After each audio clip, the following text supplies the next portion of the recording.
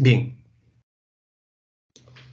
Hola Diana. Entonces chicos, hoy día vamos a abordar el tema sobre bases biológicas del comportamiento. Lo que ocurre es que para nosotros los psicólogos hay dos grandes factores que explican el comportamiento humano, ¿no? O sea, ¿por qué aprendemos? ¿Por qué nos emocionamos? ¿Por qué recordamos? ¿No? Porque hay dos grandes factores que influyen en nosotros. Uno es el factor biológico y dentro del factor biológico está el sistema nervioso, que es lo que vamos a estudiar el día de hoy. Y el otro gran factor es el factor social, que lo vamos a estudiar la siguiente clase, ¿no? Entonces, en el factor biológico, lo que está determinando nuestro comportamiento es nuestro sistema nervioso y dentro de él el cerebro, ¿no? Que es la estructura más evolucionada, ¿no? Y no sé, chicos, si ustedes han escuchado hablar sobre los químicos de la felicidad. O sea, ¿qué sustancias dentro de tu cuerpo, dentro de tu cerebro, te trae un buen estado de ánimo? Tener un buen estado de ánimo. O sea, estar con una energía buena, positiva, optimista, ¿no? O de repente también alegre, ¿no? Alegre, estar alegre.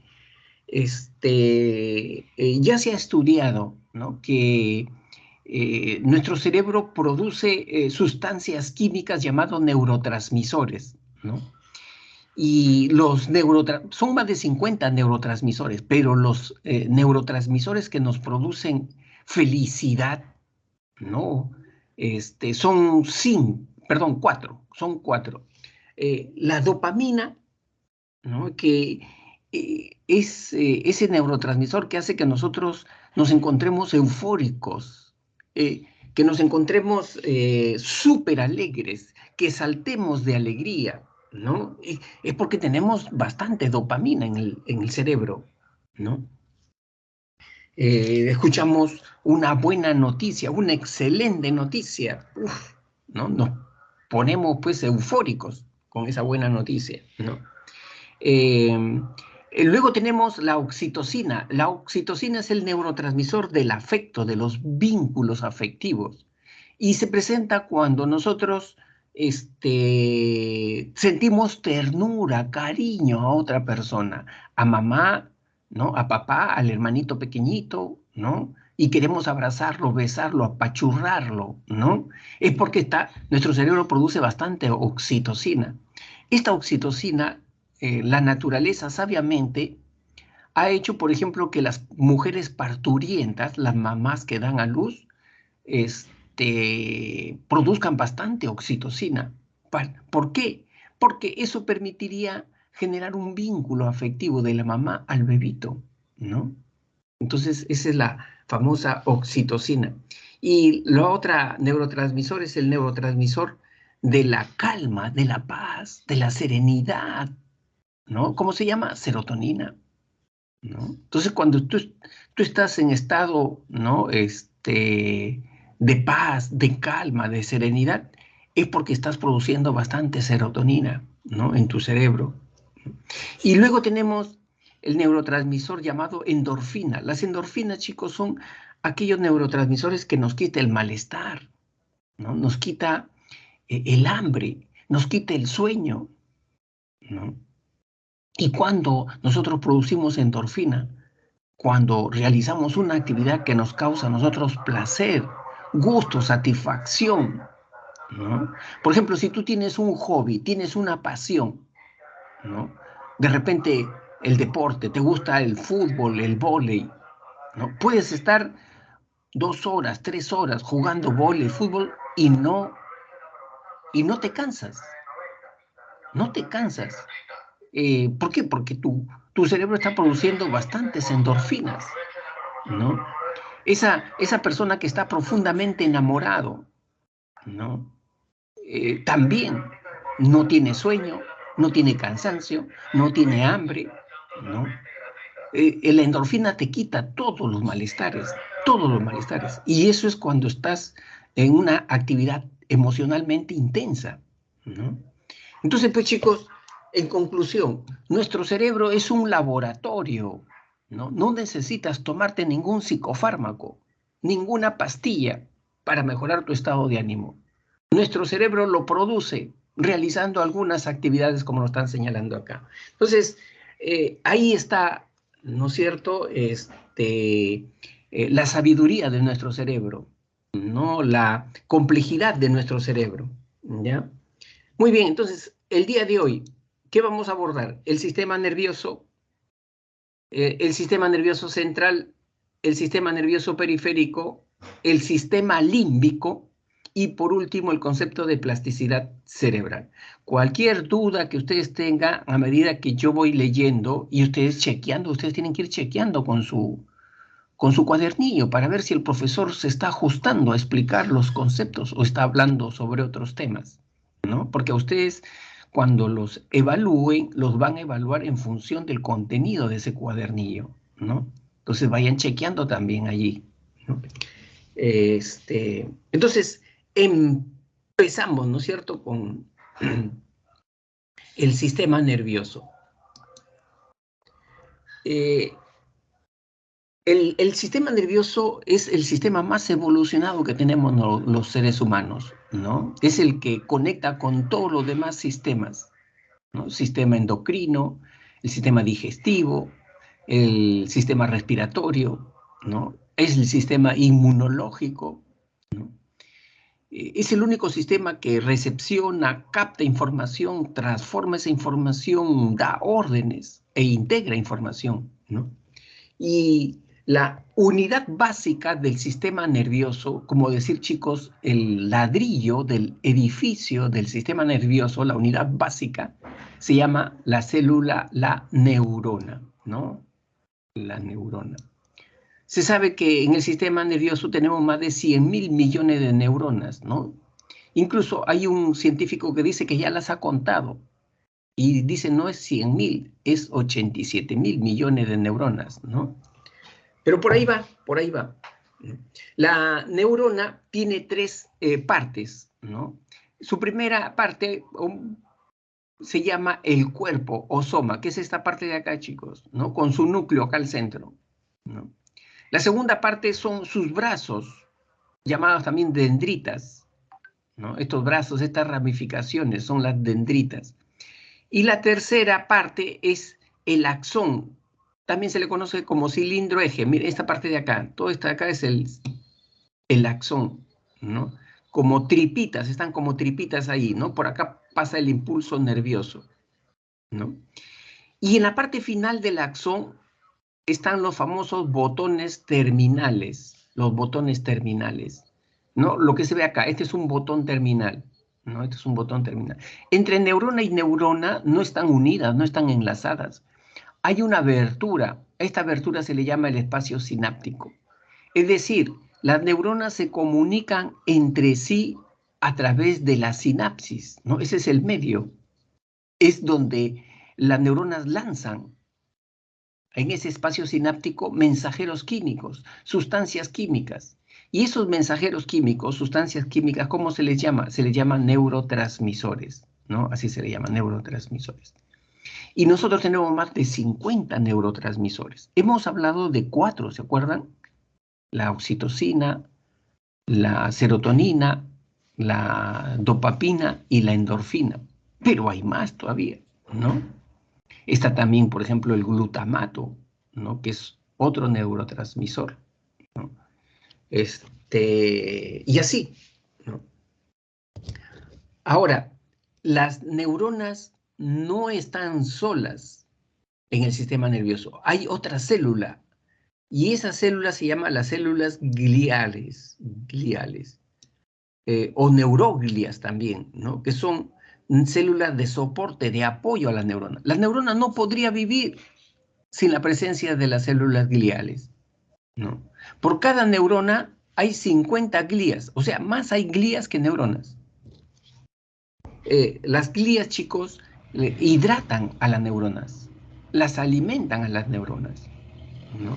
Eso es lo que hacen las glías, ¿no? Muy bien. ¿Cuántos tipos de neuronas tenemos? 3 tipos. Las neuronas aferentes, las neuronas integradoras o interneuronas y las neuronas efectoras, ¿no? Las neuronas efectoras. Son tres tipos entonces de neuronas. Las neuronas aferentes son aquellas que recogen la información del estímulo. Una luz, por ejemplo, que llega a mi vista, a mis ojos, ¿no? Los conos y bastones recepcionan esa información de mi retina y la conducen por el nervio óptico. ¿A través de qué? De las neuronas aferentes, ¿no? Una vez que llega a la corteza occipital, ahí están las neuronas integradoras, que son neuronas bisagra. Son neuronas bisagra, ¿no? Las neuronas integradoras o interneuronas o internupciales también se les llama, ¿no? Y de ahí le integran ¿con quién? Con la neurona efectora o motora. Entonces, la neurona motora o efectora lanza órdenes, ¿no? Para mover a la pupila, a la retina, moverla, ¿no? Quiero ver realmente de dónde procede esa luz, ¿no? Y muevo mis pupilas. Ahí ya está funcionando la neurona efectora o del movimiento, ¿no es cierto? Mover mi pupila para arriba, para abajo, a la izquierda, a la derecha, ¿no? Entonces, son las tres neuronas, los tres tipos de neuronas que tenemos, ¿no? Ahora, ¿cuál es la estructura del sistema nervioso? Cualquier duda, chicos, yo los estoy leyendo, ¿ya? No tengan ningún recelo de hacer sus preguntas. Teniendo en cuenta que acá, en esta aula, ¿cuántos hay? A ver, hay 57 alumnos, ¿no? O sea, buena cantidad de alumnos. Entonces, se espera que haya buena participación también, ¿no? Entonces, a ver, vamos a ver.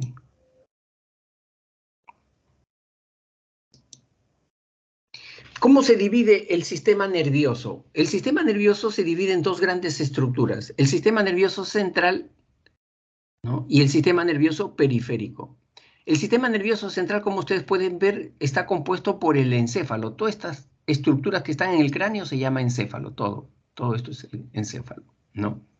Y la médula espinal, ¿no? Que va desde la última partecita del encéfalo, ¿no? Del tronco encefálico, hasta la parte coxígea, ¿no? Hasta acá, ahí es la médula espinal. Y el encéfalo también tiene sus propias estructuras. Ahí está el cerebro, está el cerebelo, está el sistema límbico y está el tronco encefálico. El tronco encefálico tiene sus tres estructuras, mesencéfalo, protuberancia y bulbo raquídeo. Esto es, chicos, le estoy mencionando nada más para que se ubiquen. ¿Cómo vamos a ir explicando? Miren, así vamos a ir explicando, ¿no? El encéfalo, cerebro, cerebelo, sistema límbico, tronco encefálico, así vamos a ir. Y luego el sistema nervioso periférico, ¿no? El sistema nervioso periférico no entra en contacto, o sea, al sistema nervioso periférico, chicos, es el que entra en contacto con la información de los estímulos del medio externo. Por ejemplo, escuchas el ulular de una sirena. ¿Quién entra en contacto con eso primero, con esa información? No es el sistema nervioso central, es el sistema nervioso periférico entra primero en contacto, ¿no? Con el sistema, con el nervio auditivo, ¿no? Con el nervio auditivo entra en contacto, ¿no es cierto? El sistema nervioso periférico entonces alimenta de información al sistema nervioso central, ¿no? Y el sistema nervioso periférico está compuesto por el sistema somático. Dentro de ellos tenemos los nervios craneales, 12 pares, y los nervios espinales, 31 pares, ¿no? Igualmente, el sistema nervioso periférico tiene el sistema nervioso autónomo o vegetativo, ¿no? Tanto en su rama simpática como en su rama parasimpática. Esto también lo vamos a ir explicando, ¿no? Pero la idea es que ustedes se vayan ubicando primero, ¿no? Cómo es la estructura del sistema nervioso, ¿no? Entonces, empezamos primero con el sistema nervioso central, ¿no? Hemos dicho que el sistema nervioso central es el centro del procesamiento de la información, ¿no? Es como el CPU de una computadora. Ahí llega la información, ahí se procesa la información, ahí se guarda la información, ¿no? En el CPU, ¿no? Y por el sistema nervioso central nosotros razonamos, ¿no? Planificamos nuestras actividades. Ahí se lleva a cabo, ¿no? Estas actividades psicológicas superiores, ¿no? Y no solamente las superiores, también las inferiores, ¿no? Como por ejemplo, respirar, ¿no? Comer, deglutir, pasar los alimentos también en el sistema nervioso central, ¿no? En el tronco encefálico se llevan a cabo esas funciones, por ejemplo, que es parte del sistema nervioso central, ¿no? Y lógicamente allí también está la médula, ¿no es cierto, chicos? Acá está. De la última partecita, ¿no? Del encéfalo, ¿cuál es la última partecita del encéfalo? El tronco encefálico, ¿no? La parte del bulbo raquídeo del tronco encefálico, ¿no? De acá viene la médula, ¿ves? Toda esta parte de acá viene la médula, ¿no? Quizás la médula la podemos explicar en estos momentos, chicos, porque es algo pequeñito, ¿no? La médula es del grosor de un lápiz, de un dedo, pero es bien delicada la médula. Dice que cuando hay accidentes automovilísticos, esos golpes secos, ¿no? Esos choques frontales, ¿no? De autos, dice que la gente sale disparada y cuando cae al pavimento, lo que más se afecta es el cerebro y la médula, ¿no? ¿Por qué? Porque esos golpes secos cortan la médula, la seccionan la médula, ¿no? Y el pasajero, ¿no? Está tirado ahí en el piso y entonces no es bueno que cualquier persona lo cargue o lo lleve directamente al hospital. Hay que esperar a los paramédicos, porque ellos ya saben qué hacer, ¿no? ¿Por qué? Porque se ha encontrado que, producto de esos accidentes, la médula está seccionada, cortada, ¿no? En una tercera parte, 2/3 partes. Y todavía está unido el encéfalo con la médula con un hilito. Hay un hilo que lo une. Pero la persona se desespera de ver a su familiar tirado, sangrando ahí, y lo carga. Y al cargarlo, ¿no? Al levantarlo, ¿no? Eh, lo, digamos así, mueve mal, ¿no? La cabeza, el tronco. Y ese hilito termina por seccionarlo, por cortarlo, ¿no? Entonces, si la médula se ha cortado, se ha seccionado en la región cervical, acá en esta región se ha seccionado, entonces la persona pierde sensibilidad, ¿no? Y movimiento en los brazos y en las piernas. O sea, esa persona queda tetrapléjica ya, ¿no? No mueve ni siente brazos ni piernas. Si el seccionamiento de la médula se ha producido acá, ¿no? En la región sacra, en la región coxígea, ¿no? Entonces, esa persona pierde sensibilidad y movimiento en las piernas, ¿no? Por eso ustedes verán que cuando llegan los paramédicos, lo primero que hace el paramédico es colocarle un collarín en el cuello para protegerle la médula, ¿no? Y cuando tiene que desplazarlos, lo desplaza en su camilla de manera horizontal, ¿no? Bien horizontal, ¿no? Entonces ahí está protegiendo, ¿qué cosa? La médula. Están protegiendo la médula. Muy bien. Empezamos entonces con la primera estructura del encéfalo. Estamos en el sistema nervioso central. La primera estructura del encéfalo es el cerebro, ¿no? El cerebro está acá, miren chicos, es un conjunto de pliegues, circunvoluciones. Si podemos ponerle un nombrecito, un conjunto de tripitas, mira, son como tripitas, esas son las circunvoluciones.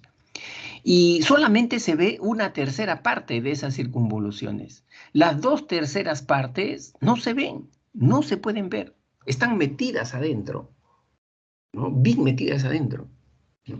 El cerebro pesa 1.350 gramos, ¿no? En el caso del varón y 1.250 gramos en el caso de la mujer. ¿Por qué esta diferencia? Porque debe de guardar una proporción entre el peso del cerebro y el peso corporal. Y el hombre tiene más masa corporal que la mujer, por lo tanto su cerebro debe pesar más, ¿no? El cerebro tiene una capa que se llama la corteza cerebral, ¿no? Es una capa, chicos. Es una capa que inclusive ahí tú tienes varias láminas, son como 8 láminas. En la corteza cerebral, la capa de la corteza cerebral, son 8 láminas ahí, que es ¿Cómo te podría decir eso? Eso es como mallas de electricidad, donde es un cableado, que todo está interconectado en la corteza cerebral. Todo está interconectado. Si tú sacas la corteza cerebral de todo el cerebro y la expandes, es 2.200 centímetros cuadrados. Es decir, con esa capa, si tú la sacas del cerebro, puedes tapizar una área de 22 metros cuadrados. Tu sala de tu casa, la puedes tapizar tranquilamente la sala de tu casa, ¿no? Con la corteza cerebral, ¿no? Es grande, es bastante. Es que está arrugada, está comprimida la corteza ahí, ¿no? Y esa corteza tiene una capa protectora. ¿Cómo se llama? Las meninges. Son 3 capas meninges, ¿no? No sé si tú has escuchado, chicos, ustedes han escuchado la meningitis, esas mamás que cuando tienen sus bebitos y que les está dando fiebres altas se desesperan. Que no llegue a 40 de fiebre, no llegue, por favor, que no llegue, porque le puede dar convulsiones, ¿no? Y cuando llega a esas temperaturas tan altas, las meninges se inflaman. Las meninges es como si se estuvieran incendiando y se erosionan, se rompen las meninges. Entonces, ese niño después, ¿cómo queda? Ciego, sordo, paralítico, ¿no? Por eso es el peligro de las fiebres altas, ¿no? Muy bien. Entonces, este es el famoso... El cerebro, dicen chicos, que es... no siente dolor. O sea, se puede operar a una persona tajo abierto, ¿no? No tiene receptores del dolor, el mismo cerebro. ¿Ya? Al cerebro se la puede estudiar de 2 maneras. Hay 2 maneras para estudiarlo. Se lo puede estudiar como lóbulos y áreas corticales, esa es una manera. Y la otra manera de estudiarlo es a través de hemisferios cerebrales. Son 2 maneras que podemos estudiar. Vamos primero como lóbulos y áreas corticales, ¿no? Mira, el cerebro tiene 3 surcos, 3 cisuras. ¿Cuáles son esos surcos o esas cisuras? ¿No? Acá vamos a ver esos surcos. A ver, vamos a ver. Agregar lápiz, aunque el lápiz es muy delgadito, pero no. Vamos a ver. Muy delgadito es el lápiz. Ya, acá. Miren, chicos. Este es un surco. A este surco se le llama la cisura de Rolando o cisura central, así se le llama. Este es otro surco. Esta es la cisura lateral o de Silvio, así también se le Silvio, la cisura de Silvio o lateral. Y este también es otra cisura. Esta es la cisura externa o perpendicular. Con estas 3 cisuras, al cerebro se lo divide en 4 lóbulos, ¿no? Se lo divide en 4 lóbulos. Ahí tenemos el lóbulo frontal, ¿no? El lóbulo parietal, el lóbulo temporal al lado de la oreja y el lóbulo occipital en la base del cráneo. A nosotros nos interesa conocer algunas áreas, no todas, porque no se va a estudiar medicina, ¿no? Ni neurología, ni psiquiatría. Nos interesa solamente... Hay un neurólogo famoso, Brodmann, así se llama el neurólogo Brodmann, ha cartografiado ya todo el cerebro y ha encontrado, ¿sabes cuántas áreas? 54 áreas. A nosotros no nos interesa estudiar las 54 áreas, solamente algunas áreas que son importantes y necesitamos que todo estudiante universitario con una cultura media identifique esas áreas, ¿no? No cuando le van a hablar le van a decir, oye, ¿y el área de Broca? ¿Broca? ¿Qué cosa es del taladro, la Broca, eso? No, hay un área del cerebro que se llama área de Broca. O sea, el estudiante universitario ya tiene que saber de qué se está hablando, ¿no? ¿Cómo se llama eso? Cultura, cultura. Entonces, vamos primero, chicos, por el lóbulo frontal. Vamos explicando por el lóbulo frontal. Acá, adyacente a la cisura de Rolando, pero para el lado frontal, hay una área. Este es el área motora. Miren esta parte verdecita que ven ustedes acá. Es el área motora. ¿De qué se encarga? De controlar los movimientos voluntarios. Cuando, por ejemplo, tú caminas, cuando tú te levantas de tu asiento, de acá sale la orden del área motora, ¿no? A esto también se le conoce con el nombre de homúnculo de Penfield motor. ¿Por qué? Porque Penfield lo descubrió, ¿no?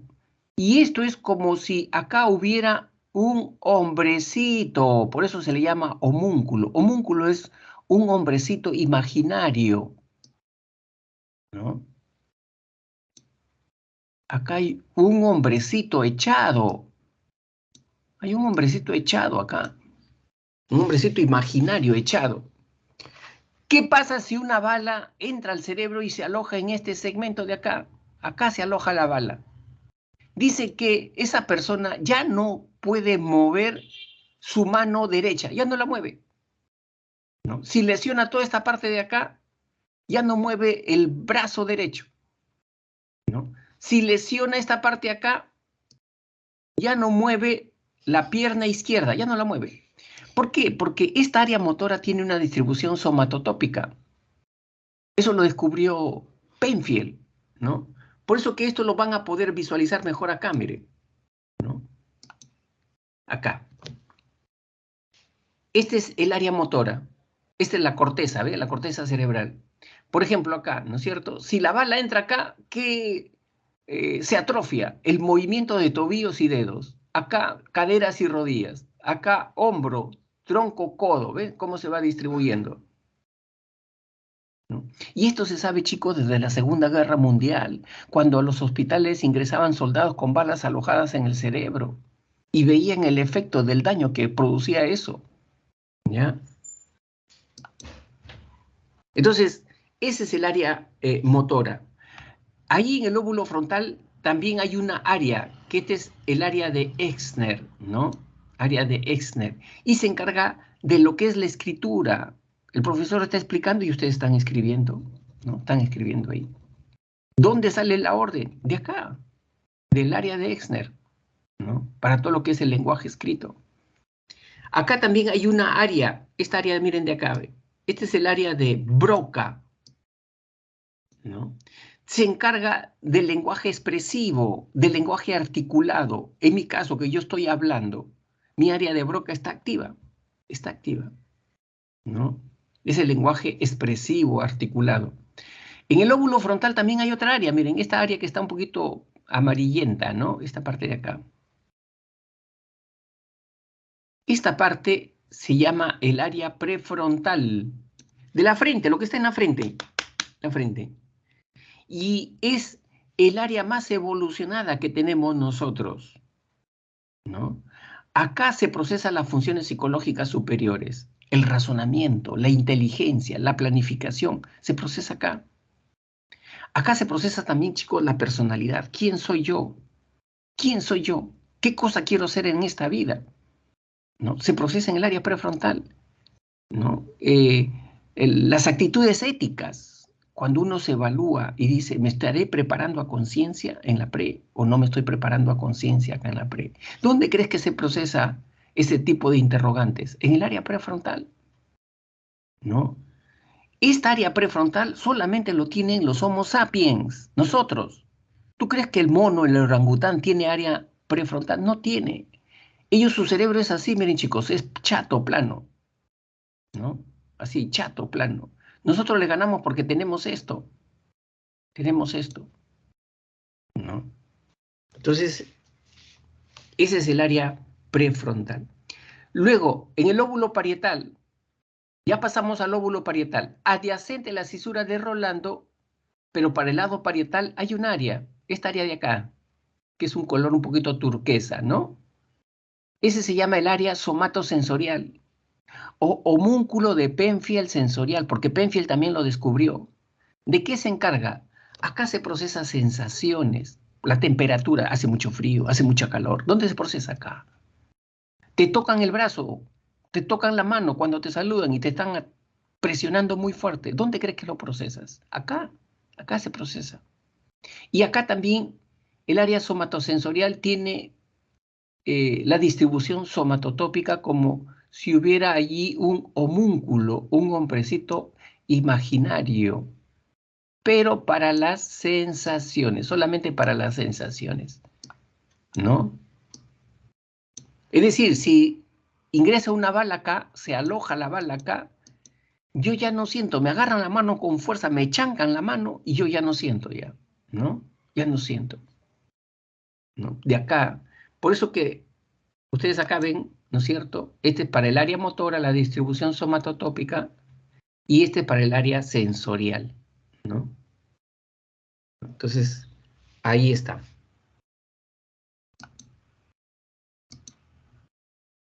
Acá, en el lóbulo parietal también, ¿sabe de qué procesa acá? Mi esquema corporal, es decir, cómo me veo a mí mismo. Me veo como una persona gorda, delgada, escuálida, ¿no? Alta, bajita. Es el esquema corporal. El lóbulo parietal también, ¿sabes qué procesa? Percepción tridimensional. Es decir, yo cuando vierto, ¿no es cierto?, de la jarra al vaso, un líquido, yo calculo, yo no derramo, ¿no? ¿Quién te permite decir, hasta acá nomás, ya estás vaciando el líquido, ¿no? Si no, después vas a derramar, ¿no? En el lóbulo parietal, percepción tridimensional. Cuando te preguntan, ¿y en este salón cuántos alumnos ingresan cómodamente sentados? Mira, acá no entran más de 20 con sus sillas, no entran más de 20. ¿Dónde crees que has procesado, no, esa información? En el lóbulo parietal. En el lóbulo parietal también hay una área que se llama el área de Dejerine, ¿no? El área de Dejerine, que se encarga, chicos, de la comprensión del lenguaje escrito. Es decir, cuando tú lees tu libro, lees tu cuadernillo y entiendes lo que dice allí, se está procesando entonces en el área de Dejerine, ¿no? De Dejerine. Luego, para el lóbulo temporal, acá ya estamos en esa parte que está en la oreja, ¿no? En la oreja. Ese es el lóbulo temporal. Allí tenemos un área importante, que es el área de Wernicke, esta parte de acá, Wernicke. ¿De qué se encarga? Se encarga de procesar el lenguaje comprensivo. Lenguaje comprensivo. Ustedes que me están escuchando, que están atentos a la explicación del profesor, en ustedes está trabajando su área de Wernicke, ¿no? Lenguaje comprensivo, verbal.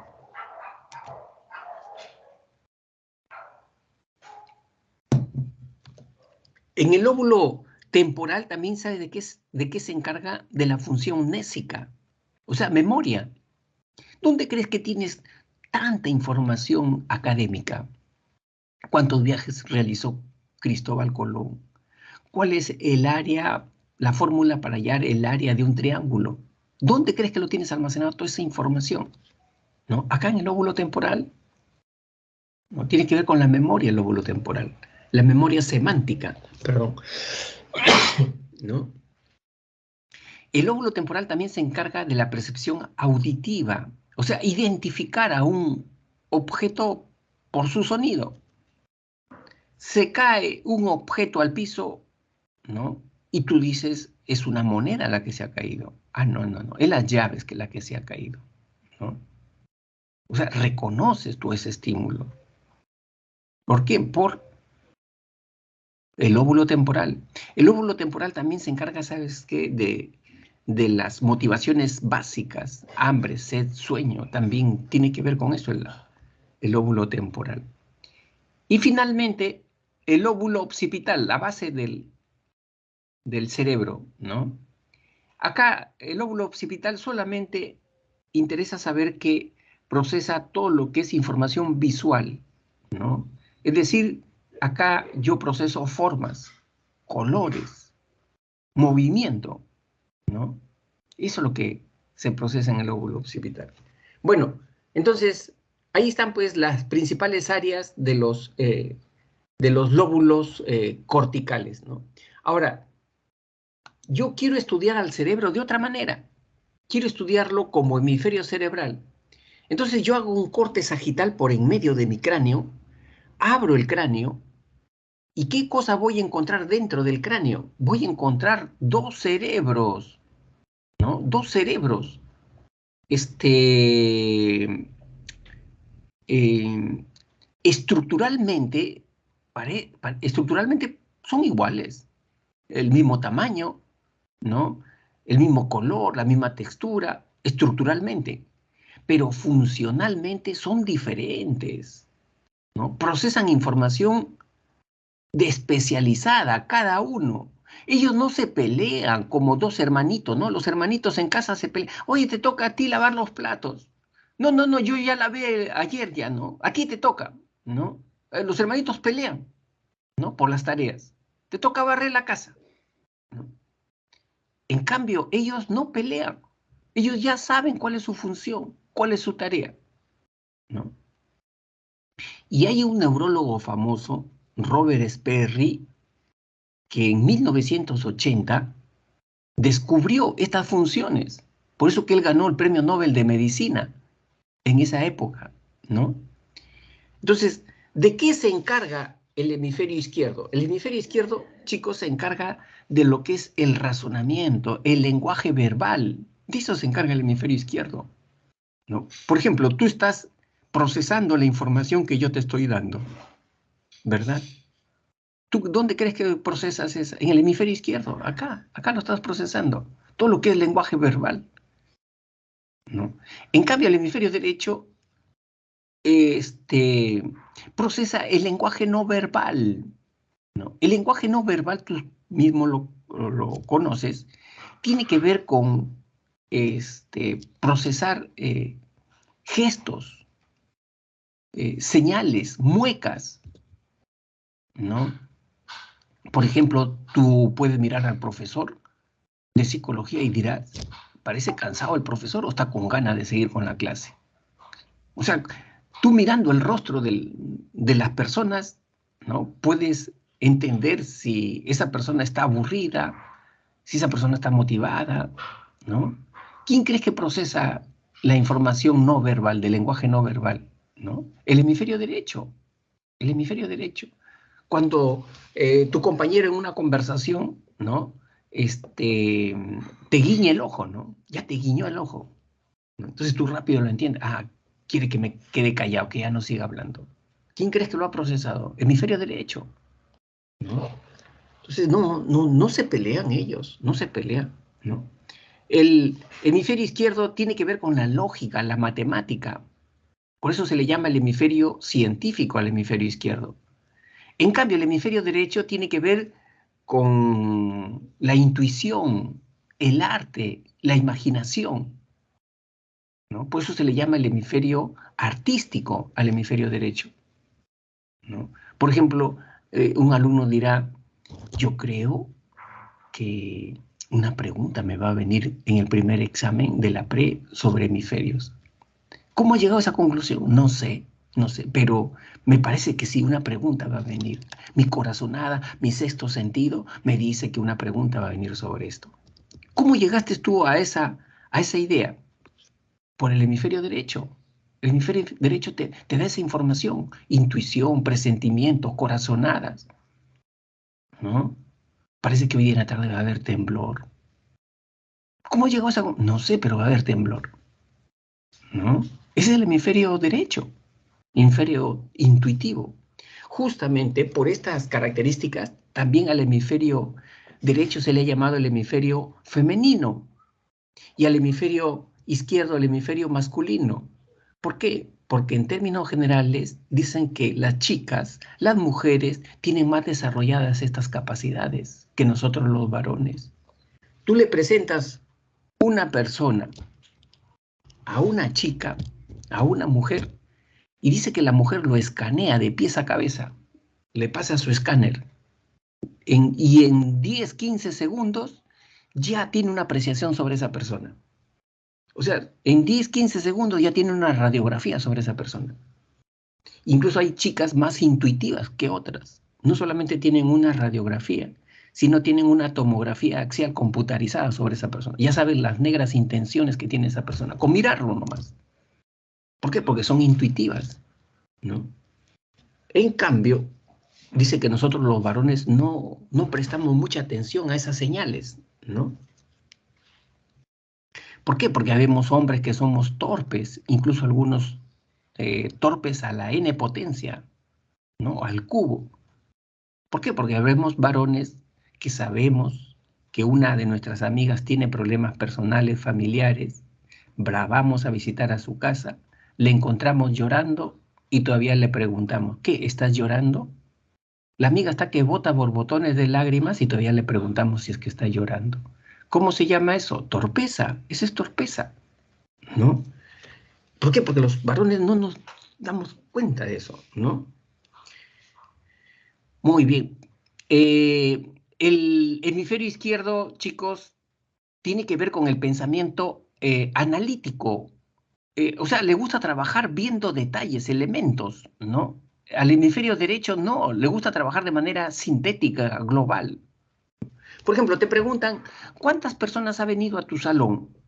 ¿No? El hemisferio izquierdo, ¿sabes cómo responde el hemisferio izquierdo? Dice, mira, ¿sabes qué? No ha venido Rosa, María ni José, no han venido. Pero sí está presente Ricardo, Luis, ¿no? Y Alfonso, están presentes. O sea, ve elementos, ve elementos. Así trabaja el hemisferio izquierdo. En cambio, el hemisferio derecho trabaja de manera sintética, global. ¿Qué cosa dice el hemisferio derecho? ¿Sabes qué? Una cuarta parte de mi salón no ha venido. Las tres cuartas partes sí ha venido, ¿no? O sea, ves en sentido global, ¿no? Eso es hemisferio derecho, ¿no? Igual tú puedes ver, ¿no? Hay personas que les encanta estar en modo hemisferio izquierdo y hay otras personas que les encanta estar en modo hemisferio derecho, ¿no? Su compañera va a una entrevista de trabajo o con el enamorado, ¿no? Y cuando regresa de esa entrevista, ¿no? La persona, su amiga, le dice, ¿qué te pasó? ¿Qué te dijo? ¿No? ¿Cómo estaba vestido? O sea, de un encuentro de 5 minutos o de 3 minutos quiere que le hagan una película, ¿no? Una película que le cuenten todo. O sea, bastante análisis, ¿no? Bastante detalles. En cambio, hay otras personas en modo hemisferio derecho, ¿qué cosa te dicen? Ya, ¿cuál fue el resultado? ¿Ingresaste? ¿Te aceptó? No me venga con tanto palabreo. ¿Cuál fue el resultado final? ¿No? Está en modo... ¿En qué modo está ahí, chicos? A ver. ¿En qué modo está ahí? ¿Me están siguiendo o no me están siguiendo? Yo creo que estoy hablando como loco acá, ¿no? Cuando... ¿no es cierto, Rosita? Excelente, Rosita. Claro. Está en modo hemisferio derecho. Está en modo hemisferio derecho. ¿No? Cuando dice, una persona se va al eh, se va al campo, se va al bosque, ¿no? Si la persona está en modo hemisferio izquierdo, esa persona comienza a ver cada árbol, cada plantita, cada hojita, cada, la corteza del tronco de ese árbol, ¿no? Se mete en los detalles, ¿no? En los detalles, hemisferio izquierdo, hemisferio izquierdo. Pero si esa persona, ¿no? Mira la silueta que se forman con la copa de los árboles, ¿no? ¿Qué silueta tiene la copa de esos árboles? Esa persona está en modo hemisferio derecho, está viendo de manera global, ¿ya? El hemisferio izquierdo controla el hemicuerpo derecho, ¿no? Controla brazo, pierna derecha. El hemisferio derecho controla el hemicuerpo izquierdo. ¿Por qué? Porque tenemos vías cruzadas, ¿no? El hemisferio izquierdo procesa información de manera secuencial, paso a paso, una sola cosa a la vez. Cuando tú dices, Termina mi clase, almuerzo, cojo este cuaderno, después a las 4 cojo el otro, del otro cuaderno del otro curso, ¿no? Y vas viendo la secuencia de las actividades que tienes que ir realizando, ¿no? ¿Quién está trabajando ahí? Hemisferio izquierdo. En cambio, el hemisferio derecho le gusta trabajar de manera paralela, simultánea, ¿no? Es como cuando tú te pones a estudiar, ¿no es cierto? Y con el rabillo del ojo estás mirando qué cosas están haciendo al fondo, tu papá, tu hermanito, ¿no? Te pones a estudiar y estás mirando lo que está haciendo, lo que está pasando en la televisión ahí, ¿no? O sea, el hemisferio derecho le gusta trabajar de manera paralela, simultánea, haciendo varias cosas a la vez, ¿no?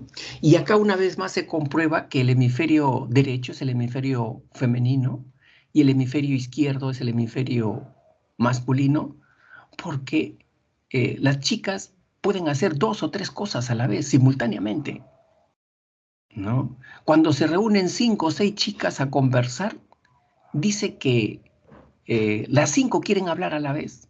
Siempre tienen algo que decir las chicas, ¿no? En cambio, cuando se reúnen 5 o 6 varones a conversar, nosotros somos más secuenciales, rígidos, parametrados. Ya, habla tú. Si otro quiere intervenir, un ratito, pues déjalo que primero él hable y después tú dices lo que tienes que decir, ¿no? Así nos gusta conversar a nosotros los varones, rígidos, parametrados, secuenciales. En cambio, las mujeres dice, las 5 quieren hablar. Y lo sorprendente no es que las 5 quieren hablar o hablan, sino que las 5 se entienden, ¿no? ¿Por qué? Porque tienen esta capacidad de trabajar de manera simultánea y paralela, ¿no? Bien, esto ya lo hemos explicado, ¿no? El córtex somatosensorial, ¿no? Y el motor. Luego tenemos el cerebelo. Miren, este es el cerebelo, chicos. También se le conoce como el árbol de la vida, ¿no? Esta parte de acá, el cerebelo, al lado del tronco encefálico. El cerebelo se encarga de darle armonía, precisión a nuestros movimientos voluntarios. ¿Por qué yo cuando cojo un lapicero, un borrador, me voy al borrador, al lapicero? No me voy a los costados. Realizo ese movimiento con precisión por mi cerebelo. Si mi cerebelo estuviera lesionado, yo sería, ¿sabes cómo sería mi cuerpo? Como una gelatina, ¿no? Así, como una gelatina, ¿no?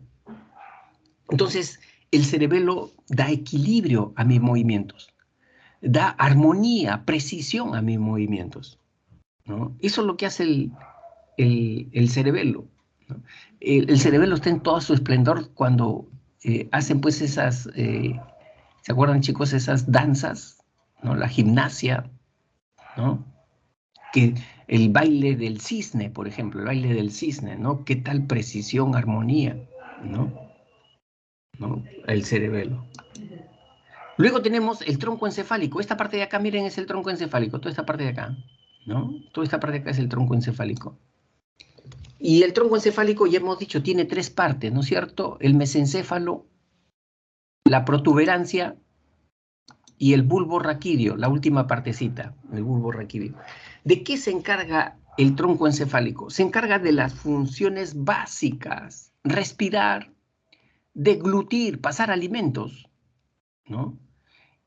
Funciones que muchas veces se le considera como funciones instintivas, ¿no? A este cerebro también metafóricamente se le conoce como el cerebro del reptil, porque la boa, el cocodrilo, lo único de cerebro que tienen es esto, tronco encefálico, no tienen más. ¿Y cómo piensa este cerebro, el cerebro reptiliano, ¿no? Piensa vivir, ¿no es cierto? O morir. O yo te como o tú me comes. Así piensa, ¿no? Así piensa. O sea, reacciones instintivas de supervivencia, ¿no? Cuando se lesiona el tronco encefálico, chicos, se lesiona el tronco encefálico, la persona queda en estado de coma, ¿no? Entonces, esa persona hay que ayudarla para que siga viva. Hay que darle el alimento por sonda, se le alimenta por sonda. Hay que ponerle un respirador artificial porque solita ella ya no puede respirar, ¿no? Entonces, Miren la función importante del tronco encefálico. En el tronco encefálico hay una red de caminos, de vías, ¿no?, que conectan el tronco encefálico con la corteza cerebral. ¿Cómo se llama eso? La formación reticular. ¿De qué se encarga esa red de la formación reticular? De controlar los ciclos de sueño y vigilia. También se le conoce como los ritmos circadianos, sueño y vigilia, ¿no? O sea, tú tienes una hora, 5 de la mañana, 6 de la mañana, que te despiertas. ¿Quién crees que hace esa labor? La formación reticular. Tú tienes una hora a la hora que ya comienzas a cabecear, te da sueño, 11 de la noche, 12 de la noche, ¿no? La formación reticular. Y la formación reticular tiene, miren, ya son las 11:53 y estamos acá todavía. Lo que pasa es que este es bastante información, chicos. En una hora no se puede explicar bien en una hora. Esto es para 2 horas, ¿no? Bueno, voy a avanzar porque hasta las 12, ¿ya? Hasta las 12 voy a avanzar más rápido, ¿ya? Entonces, la formación reticular tiene 2 vías, ¿no? Una vía que se llama sistema activador reticular ascendente, SARA, que va desde el tronco encefálico hasta la corteza cerebral, ¿no? Así va. Y es como cuando te levantas, 5 de la mañana, primero estás durmiendo, luego estás somnoliento, luego estás en alerta y luego estás en lucidez. Es como si se prendieran foquitos acá en la corteza cerebral. Comienzan a prenderse foquitos, ¿no? Para estar lúcido, para estar ya pensando, reflexionando, ¿no? Ese es el SARA, ¿no? Pero también hay otra vía, el sistema activador reticular descendente, cuando la información viaja de la corteza al tronco encefálico. O sea, a través de la corteza yo también puedo controlar la activación de mi organismo, ¿no? Y eso ocurre, por ejemplo, cuando yo estoy somnoliento, 1 de la mañana, estoy estudiando y me estoy durmiendo y tengo examen en unas cuantas horas. Entonces mi preocupación, ¿no?, mi deseo de salir aprobado en este examen que es vital para mí, comienza a mandar descargas eléctricas de la corteza al tronco encefálico, ¿no? Por mi preocupación, por mis ideas, por lo que quiero. Y entonces la corteza le dice no al tronco encefálico, no te puedes dormir. Es como si lo abofeteara al tronco encefálico, ¿no? ¿Ahí qué cosa estamos hablando? Del sistema activador reticular descendente, ¿no? O este sistema también se da, chicos, cuando yo quiero que estoy ansioso, muy activado, muy ansioso. Entonces yo digo, voy a empezar a hacer meditación, voy a hacer yoga. Ahí también es el sistema activador reticular descendente o SAR, ¿ya? Ya, luego tenemos el sistema nervioso periférico, acuérdense, sistema nervioso autónomo o vegetativo y sistema somático, ¿ya? El sistema nervioso somático, ahí tenemos los nervios espinales, ¿no? Los nervios espinales, aquellos que conectan con los brazos y las piernas, nervios cervicales, dorsales, lumbares, sacros y uno coxigio, ¿no? Eso nunca le van a preguntar a ustedes, chicos, porque no es una pregunta netamente psicológica, ¿no? En biología sí les pueden preguntar, pero en psicología no, tampoco esto les van a preguntar. Esto lo estamos poniendo como información, ¿no? Nervios craneales. Esos nervios craneales, miren de dónde va, del tronco encefálico y conectan con los músculos de la cara. ¿Por qué mueves la mejilla? ¿Por qué mueves los labios? ¿No? Porque eso es la función de los nervios craneales, ¿no? Luego, esto sí es importante. El sistema nervioso autónomo o vegetativo es aquel que entra en funcionamiento cuando nuestra integridad está en peligro. Está en peligro. Por ejemplo, estás caminando por una calle que te han dicho que es peligrosa, que allí asaltan. Entonces, inmediatamente se activa el sistema nervioso autónomo, ¿no? En su rama simpática. La rama simpática es la que estimula, activa, energiza al organismo. Las pupilas se dilatan. El corazón comienza a bombear sangre. ¿A dónde lleva la sangre el corazón? A las piernas, a los pies, para que estés listo para correr cualquier emergencia, ¿no? Los músculos se ponen tensos. Eso hace la rama simpática. La pupila se dilata para ver más peligro. ¿De ese pórtico de ahí no saldrá una persona a atacarme? ¿No? O sea, estás a 1000 por hora, ¿no? Eso hace la rama simpática. Pero como no puedes vivir frenéticamente en estado activado, para eso existe la otra rama, la rama parasimpática. Y la rama parasimpática relaja, inhibe, tranquiliza, ¿no? En la misma respiración, chicos, cuando uno respira, está presente las dos ramas, la simpática, tomar aire, te energiza, ¿no? La rama parasimpática te relaja, exhalar. Esa es la rama parasimpática. Por eso a las personas nerviosas lo primero que les enseñan es a respirar, ¿no? A controlar su sistema nervioso autónomo para que no estén tan activados.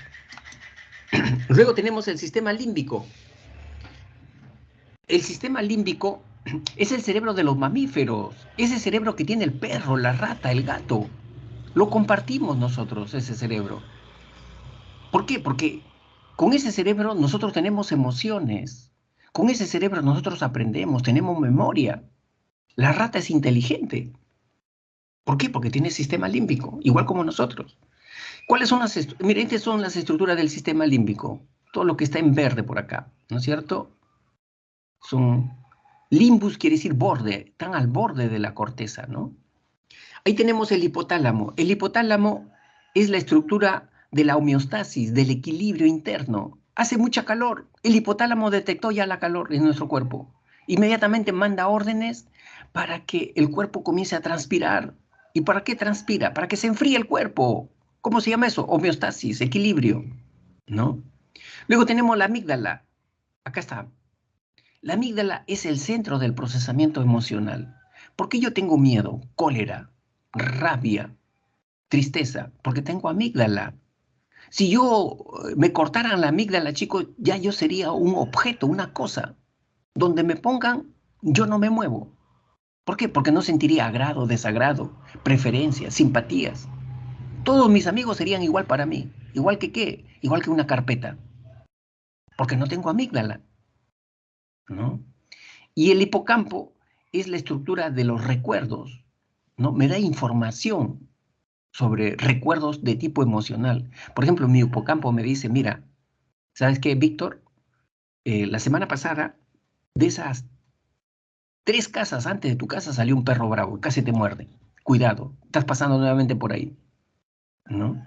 ¿Quién hace te da esa información? El hipocampo te da información contextual. ¿Dónde ocurrió ese hecho, ese evento?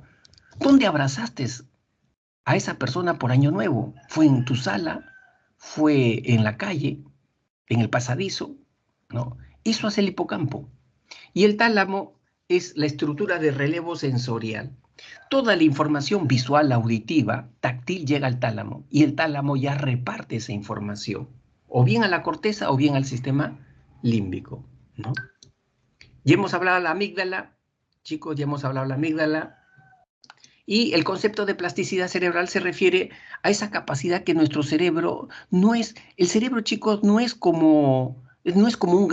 Es decir, si nosotros realizamos actividades que tienen que ver con el razonamiento, se desarrolla más nuestra área prefrontal, ¿no?